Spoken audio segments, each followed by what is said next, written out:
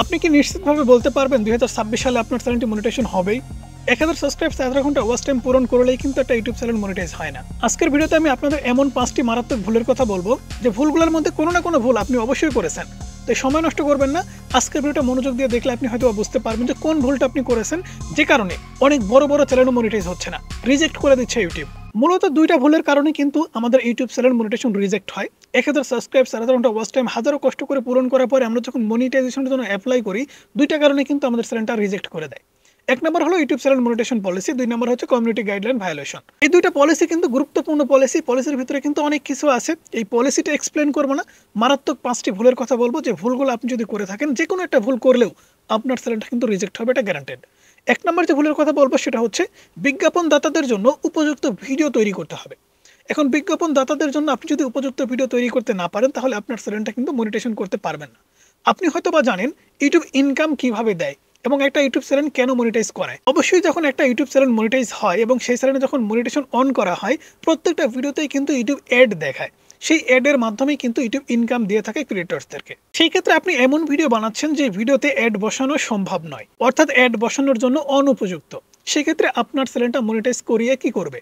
কোনো লাভ হবে না ইউটিউবের আপনার চ্যানেলটা মনিটাইজ করিয়ে। সেক্ষেত্রে আপনার চ্যানেল যত বড়ই হোক না কেন, মনিটাইজেশন অ্যাপ্লাই করলে কিন্তু আপনার চ্যানেলটা রিজেক্ট হয়ে যাবে। তো বিজ্ঞাপন দাতাদের জন্য অনুপযুক্ত কন্টেন্টের তালিকায় কিন্তু অনেক ভিডিও আছে, যেমন উস্কানিমূলক ভিডিও, অবমাননাকর ভিডিও, ঘৃণামূলক কন্টেন্ট, আপনি কাউকে বিদ্বেষ করে ভিডিও বানাচ্ছেন, এই কন্টেন্ট গুলাও কিন্তু এই পলিসির ভিতরে পড়ে। আবার এমনও আছে আগ্রাসী ভাষা, অর্থাৎ খারাপ ভাষায় আপনি ভিডিওগুলো বানাচ্ছেন, কিংবা সেক্সুয়াল কোনো কন্টেন্ট আপনি আপলোড করছেন অথবা কাউকে সেক্সুয়াল হ্যারেস করতেছেন, সেক্ষেত্রেও কিন্তু অনুপযুক্ত কন্টেন্ট হিসেবে গণ্য হবে এবং আপনার ভিডিওতে উপযুক্ত অ্যাড না বসার কারণে আপনার চ্যানেলটা কিন্তু মনিটাইজ হবে না। তাই আপনাকে অবশ্যই বিজ্ঞাপন দাতাদের জন্য উপযুক্ত যে ভিডিওগুলো, সেই ভিডিওগুলো আপলোড করতে হবে। অবশ্যই সাবলীল ভাষায় সাবলীল কন্টেন্ট কিন্তু আপনাকে তৈরি করতে হবে। ইউটিউবের কমিউনিটি অথবা ইউটিউব মনিটাইজেশন পলিসি কোনোভাবে ভায়োলেশন করা যাবে না। দুই নম্বর যে ভুলের কথা বলবো সেটা হচ্ছে ইউটিউব স্প্যাম পলিসি ভায়োলেশন। ইউটিউবের একটা স্প্যাম পলিসি আছে, যে পলিসির ভিতরে কিন্তু অনেক ভুল আছে। এই ভুলগুলোর মধ্যে মারাত্মক যে ভুলগুলো আমরা করি সেটা হচ্ছে ইউটিউবের ভিডিওতে ভুল টাইটেল অথবা থাম্বনেল বসানো। ইউটিউব মনে করে একটি ক্রিয়েটর যখন ভিডিও আপলোড করে, ভিডিওর পাশাপাশি যদি টাইটেল এবং থাম্বনেলের ভিতরে মিল না থাকে, তাহলে একটা অডিয়েন্স যখন সেই ভিডিওতে ক্লিক করছে, তাহলে সেই অডিয়েন্স স্ক্যামের শিকার হচ্ছে। অর্থাৎ একটা অডিয়েন্স যদি ইউটিউবে আসার পরে প্রতারিত হয়, সেই অডিয়েন্স কিন্তু পরবর্তীতে ইউটিউবকে খারাপ চোখে দেখবে। আপনি যদি কোনো দোকানে গিয়ে কোনো একটা পণ্য কেনার পরে প্রতারিত হন কিংবা 2 নম্বর প্রোডাক্ট আপনাকে দেয়, তাহলে সেই দোকানে কিন্তু আপনি কখনো যাবেন না। তাই ইউটিউব চায় তাদের প্ল্যাটফর্ম থেকে কেউ যেন প্রতারিত না হয়। তাই অবশ্যই আপনি কন্টেন্টের মাধ্যমে কিংবা আপনার ভিডিওর মাধ্যমে কোনো প্রকার স্প্যাম যদি করে থাকেন, তাহলে কিন্তু আপনার চ্যানেলটা ডিমনিটাইজ অথবা মনিটাইজ রিজেক্ট করে দিবে, অথবা 2026 সালে গিয়ে আপনার চ্যানেলটা মনিটাইজ হবে না। তো স্প্যাম পলিসি ভায়োলেশন করার ভিতরে সবথেকে গুরুত্বপূর্ণ যে বিষয় সেটা হচ্ছে ফেক এঙ্গেজমেন্ট, অর্থাৎ আপনার ভিডিওতে ভুয়া কোনো লাইক কমেন্ট শেয়ার নিয়ে আসা।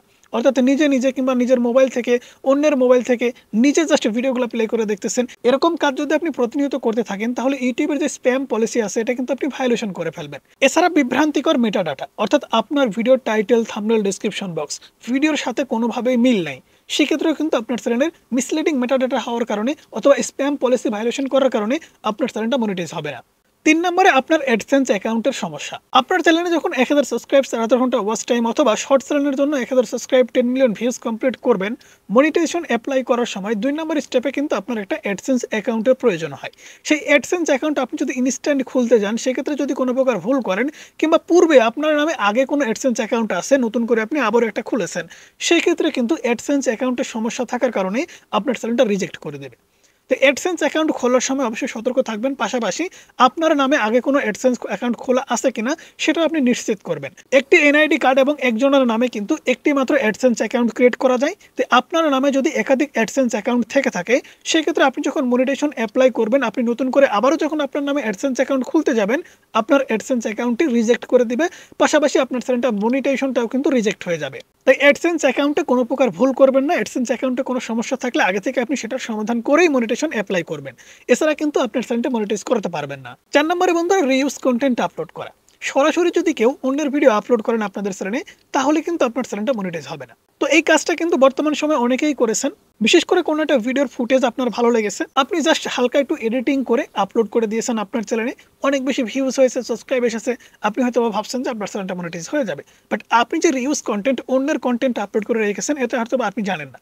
সেই ক্ষেত্রে আপনার চ্যানেলে আপনি 200 ভিডিও আপলোড করেছেন, 200 ভিডিওর ভিতরে একটা মাত্র অন্যের ভিডিও আছে, সেই একটা ভিডিওর কারণেও কিন্তু আপনার চ্যানেলটা ডিমনিটাইজ হতে পারে, অথবা আপনার চ্যানেলের মনিটাইজেশনটা রিজেক্ট হতে পারে। তাই সরাসরি অন্যের ভিডিও আপলোড করবেন না, অবশ্যই সেই সমস্ত ভিডিওতে নিজের কিছু ক্রিয়েটিভিটি অ্যাড করে আপলোড করলে অবশ্যই কিন্তু চ্যানেলটা মনিটাইজ করাতে পারবেন। আর যদি আপনি সরাসরি অন্যের কন্টেন্ট আপলোড করেন, তাহলে অবশ্যই কিন্তু রিউজ কন্টেন্টের কারণে আপনার চ্যানেলটা মনিটাইজ হবে না। 5 নম্বরে যে ভুলটার কথা বলবো সেটা হচ্ছে রিপিটেডিভ কন্টেন্ট, অর্থাৎ একই ধরনের ভিডিও বারবার আপলোড করা। আমরা অনেকেই আছি একটা মিউজিকে কিংবা যে কোনো একটা নির্দিষ্ট টপিকের উপরে ভিডিও ভাইরাল হয়ে গেছে, আমরা পরবর্তীতে সেই টপিকের উপরেই ভিডিও বানাচ্ছি, রেগুলার একই টপিকের উপরে ভিডিও বানাচ্ছি। সেই ক্ষেত্রে ইউটিউব কিন্তু বিভ্রান্ত হবে এবং দর্শকরাও প্রতারিত হবে, বোরিং ফিল করবে। তাই প্রতিনিয়ত একই ধরনের কন্টেন্ট আপলোড করবেন না, অথবা অন্যান্য ক্রিয়েটরস বহুবার আপলোড করেছে, আমি আপলোড করেছি, আপনি আপলোড করেছেন, প্রত্যেকটা ইউটিউবারই আপলোড করেছে, এমন ভিডিও যদি আপনি আপলোড করেন, সেক্ষেত্রেও কিন্তু আপনার চ্যানেলটা মনিটাইজ হবে না। অবশ্যই আপনাকে রিপিটেডিভ কন্টেন্টটা মাথায় রাখতে হবে। একই ধরনের কন্টেন্ট, আপনার চ্যানেলে একটা ভিডিও ভাইরাল হয়ে গেছে, সেই টপিকের উপরে আমরা অনেকেই আছি 5টা 10টা 20টা 50টা ভিডিও আপলোড করে দিচ্ছি। একই ধরনের কন্টেন্ট আপনি একটা থেকে 2টা আপলোড করতে পারেন না, 5টা আপলোড করতে পারেন, কিন্তু 10টা 20টা কিভাবে আপলোড করেন? একই ধরনের কন্টেন্ট আপলোড করা যাবে না, অবশ্যই একটু হলেও আলাদা হতে হবে। তো এই 5টা ভুলের মধ্যে কোন ভুলটা আপনি করেছেন অবশ্যই কমেন্টস করে জানিয়ে যাবেন। আর যদি আপনার চ্যানেলটা মনিটাইজ হয়েও থাকে, এই 5টি ভুলের মধ্যে কোনো একটা ভুল যদি আপনি করে বসেন, তাহলে কিন্তু আপনার চ্যানেলটা মনিটাইজেশন থেকে রিজেক্ট করে দেওয়া হবে। এছাড়াও কিন্তু ইউটিউবের টিম অ্যান্ড সার্ভিস পলিসি নামে অপশনগুলো আছে। অবশ্যই আপনার চ্যানেলটা যখন মনিটাইজেশন হয়ে যাবে, মনিটাইজেশন হওয়ার পরে ভায়োলেশন টিম অফ সার্ভিস, অর্থাৎ ইউটিউব যে সমস্ত সার্ভিস আপনাকে দেয়, সেই সার্ভিসগুলোর যদি আপনি মিস ইউজ করেন, সেক্ষেত্রেও কিন্তু আপনার চ্যানেলটা মনিটাইজেশন রিজেক্ট হতে পারে। তো অবশ্যই সতর্কতার সাথে কাজ করবেন। শুধুমাত্র কষ্ট করে 1000 সাবস্ক্রাইব 7000 ঘন্টা ওয়াচ টাইম পূরণ করলেই কিন্তু একটা ইউটিউব চ্যানেল মনিটাইজ হয় না। এই ভুলগুলো যদি করে থাকেন, তাহলে অবশ্যই আজকে থেকেই সংশোধন হওয়ার চেষ্টা করুন। তাহলে পরবর্তীতে বা সামনের দিনগুলোতে আপনার চ্যানেলটা কিন্তু মনিটাইজ করে ইনকাম করতে পারবেন। আমার হাতে যে সিলভার প্লে বাটনটা দেখতে পাচ্ছেন, আমি কিন্তু কখনো কল্পনাতেও ভাবিনি যে কখনো আমি সিলভার প্লে বাটন হাতে পাবো। কখনো আমি এটাও ভাবিনি যে আমাদের চ্যানেলে 1000 সাবস্ক্রাইব আমরা কখনো কমপ্লিট করতে পারবো। বাট দেখেন, 1000 সাবস্ক্রাইব কেন, আজকে প্রায় 1.5 লক্ষের পরিবার আমাদের।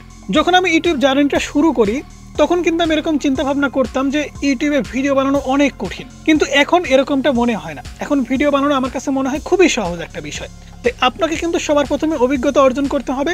যদি আপনি ইউটিউবে অথবা ফেসবুকে কন্টেন্ট ক্রিয়েটর হিসেবে প্রতিষ্ঠিত হতে চান, তাহলে অবশ্যই কিন্তু আপনাকে অভিজ্ঞতা অর্জন করতে হবে।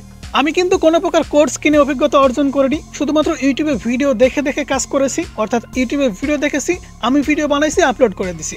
এরকম করতে করতে ধীরে ধীরে যে নলেজটা আমি ক্রিয়েট করেছি, সেই নলেজ থেকে কিন্তু আমি এখন ভিডিওগুলো বানাই। একটা সময় ছিল যখন আমি ভিডিও বানাতাম, তখন কিন্তু সবকিছু আমার খাতায় নোট করতে হতো, বাট এখন কিন্তু খাতায় নোট করতে হয় না।